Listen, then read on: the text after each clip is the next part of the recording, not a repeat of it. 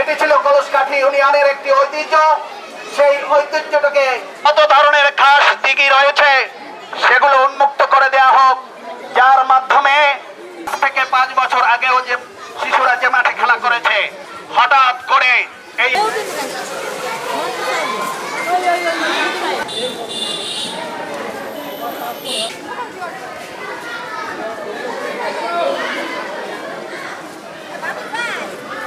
এখানে আমি দাঁড়িয়েছি কারণ আমাদের বিদ্যালয়ে একটি মাঠ ছিল, সেটা দখল করা হয়েছে। মাঠটিতে একটি শহীদ মিনারও ছিল, সেটাও দখল করা হয়েছে। এখন আমরা সেই মাঠ এবং শহীদ মিনারটি ফেরত চাই।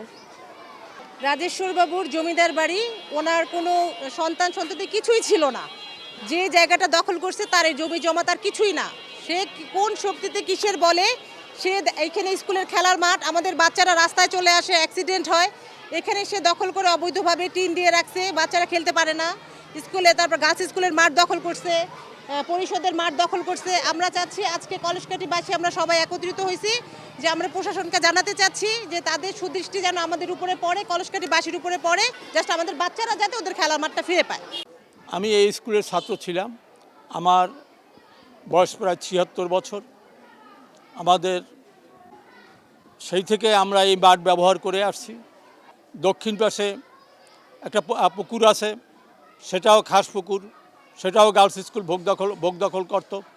আমরা এটার প্রতিকার চাই যে এটা অবৈধ, এই লোকগুলি কেন এইটা দখল করলো, এটার আমরা প্রতিকার চাই।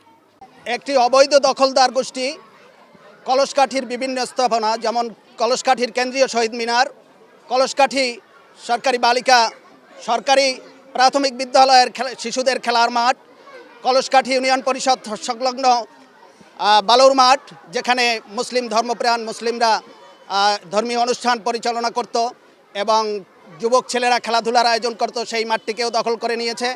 এবং সব যত সরকারি খাস দিঘি বা পুকুর রয়েছে সেগুলো দখল করে নিয়েছে। এরা অবৈধ দাবিদার।